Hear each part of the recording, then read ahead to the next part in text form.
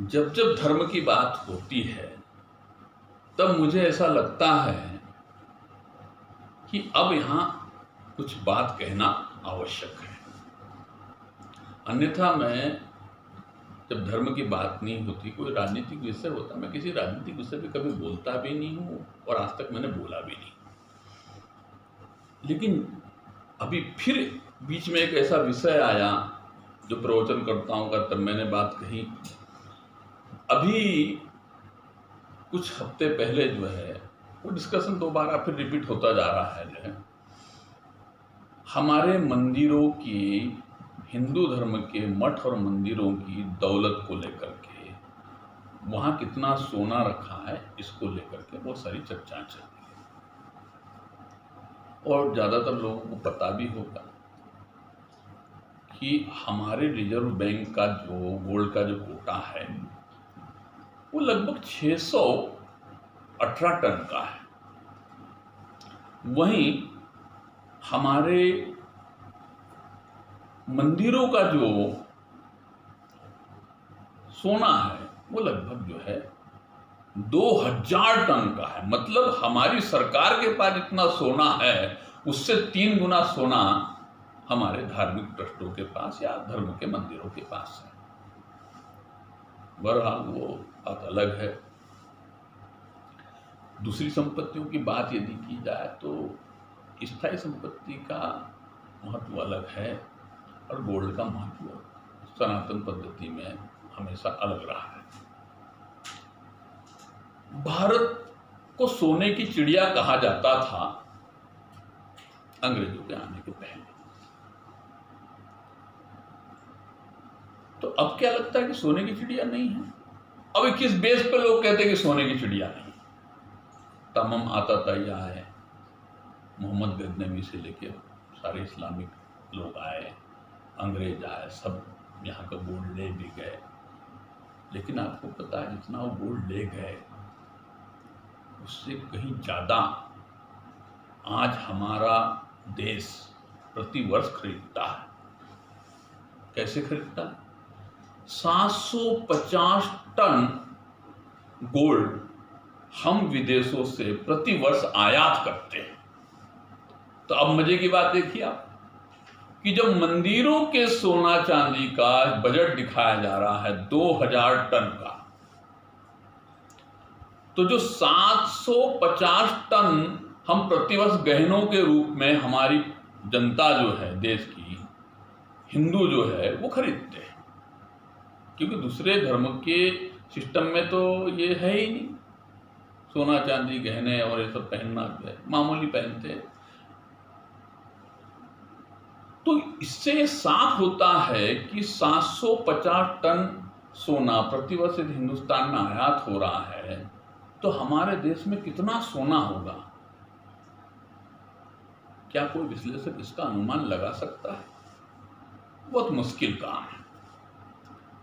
America का जो gold का रिजर्व है वो सबसे ज्यादा है दुनिया में, आधिकारिक तौर पे जो उन्होंने घोषणा की है 8000 कुछ 100 टन के ऊपर है। पर बड़े मजे की बात, 750 टन जब हमारे यहाँ प्रतिवर्ष आयात होता है गहनों के रूप में, तो मंदिरों की तो बहुत छोटी सी बात है। हमारे सरकार के रिजर्व गोल्ड की बात अलग है। हमारे प्रति घर के अंदर, प्रति परिवार के अंदर, और गरीब से गरीब एकदम जो बिल्कुल मजदूरी करता उसके यहाँ भी आपको कहीं ना कहीं 1-8 तोला तो गोल्ड मिल ही जाएगा, 2-3 तोला तो चांदी मिल ही जाएगी।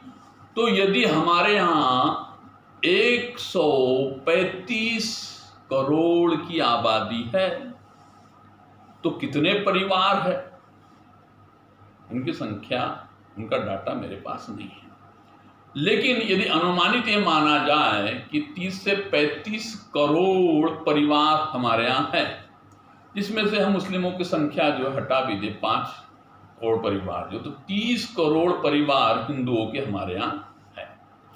तो 30 करोड़ परिवार में यदि एक परिवार का औसतन यदि हम 50 ग्राम ले ले, क्योंकि किसी के पास बहुत ज़्यादा भी है, 200-250 ग्राम भी है, 50 ग्राम ले ले या 100 ग्राम ले ले, तो आप कैलकुलेट कर लीजिए और ये बताइए कि अमेरिका समृद्ध देश है या हिंदुस्तान समृद्ध देश है। दूसरी बात, हम सोने की चिड़िया थे, है और रहेंगे। दूसरी बात, कुछ तथाकथित मूर्खों ने कहा कि गोल्ड ले लो मंदिरों का, ये ले लो वो ले लो।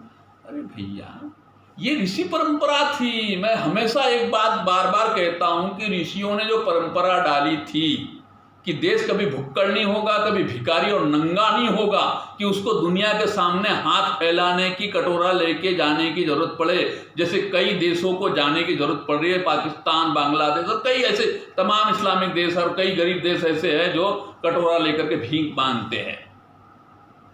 ये ठीक है, हमारी राजनीतिक गतिविधियां अलग होती है, पॉलिसी अलग होती है, ऋण लेना, ऋण देना, ये पूरा दुनिया का अपना एक सिस्टम है। लेकिन भीख का कटोरा, मुझे नहीं लगता कि हिंदुस्तान, ये हिंदुओं का देश, ये कभी इतना लाचार और इतना दुखी होगा कि इसको भीख का कटोरा लेकर के दुनिया के सामने खड़ा होना पड़ेगा।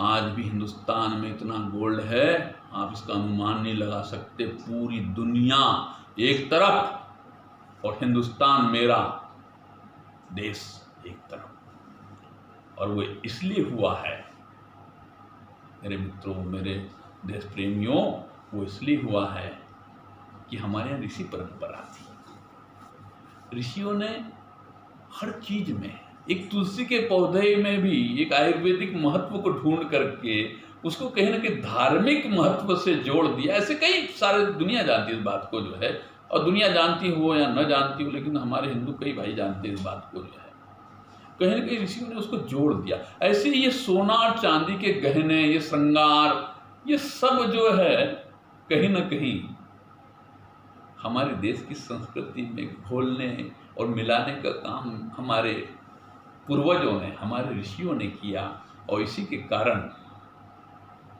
हमको शौक लग गया, एक आदत हमारी पड़ गई, कहीं ना कहीं थोड़ा सा जेवर हम पहन ले। हमारी स्त्रियां जो है, पुरुष जो है, कुछ न कुछ जेवर ग्रहण करते हैं, पहनते हैं, उसके कारण आज भी देश सोने की चिड़िया था, है और रहेगा। यही मेरा आज कहना है, बाकी सारी बातें व्यर्थ है।